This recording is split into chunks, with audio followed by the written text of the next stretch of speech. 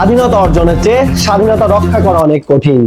ঢাকার কলেজগুলোর একে অপরের সঙ্গে একের পর এক সংঘর্ষ, এর পিছনে কি এবং কারা? দর্শক, চলুন আমরা পুরো ঘটনাটি জানার চেষ্টা করব।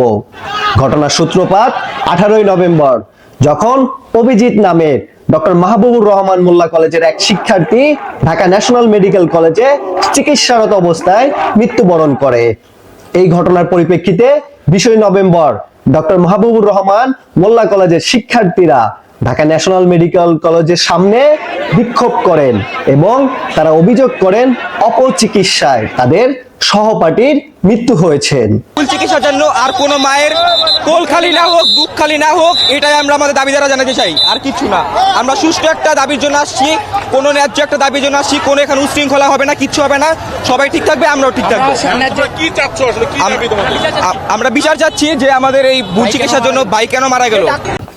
বিক্ষোভের এক পর্যায়ে 20 নভেম্বর সরকারি কবি নজরুল কলেজের শিক্ষার্থীরা ডক্টর মাহবুবুর রহমান মোল্লা কলেজের শিক্ষার্থীদের উপর হামলা চালায়।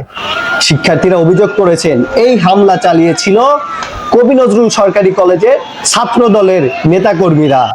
এই হামলায় ডক্টর মাহবুবুর রহমান মোল্লা কলেজের 5 থেকে 6 জন শিক্ষার্থী বেশ গুরুতরভাবে আহত হয়। এই হামলার প্রতিবাদে সুপার সানডে ঘোষণা দিয়ে ঢাকার প্রায় 20টি কলেজের হাজার হাজার শিক্ষার্থী কবি নজরুল সরকারি কলেজ ও সরকারি শহীদ সরোয়ার্দী কলেজে হামলা চালায় এবং ব্যাপক ভাঙচুর করে।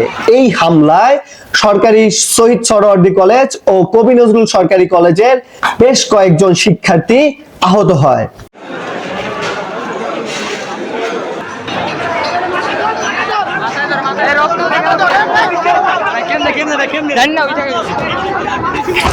সুপার সানডে হামলার প্রতিবাদে মেগা মানডে ঘোষণা দিয়ে কবি নজরুল কলেজ এবং সরোয়ার্দী কলেজ ডক্টর মাহবুবুর রহমান মোল্লা কলেজের উপরে হামলা চালায় এবং ব্যাপক ভাঙচুর করে। এই হামলায় এখন পর্যন্ত পাওয়া তথ্য মতে 35 জন শিক্ষার্থী আহত হয়েছে এবং একজন শিক্ষার্থী গুলিবিদ্ধ হওয়ার সংবাদ পাওয়া গিয়েছে। রাকিব ইসলাম ফারাবী, দৈনিক আনন্দবাজার।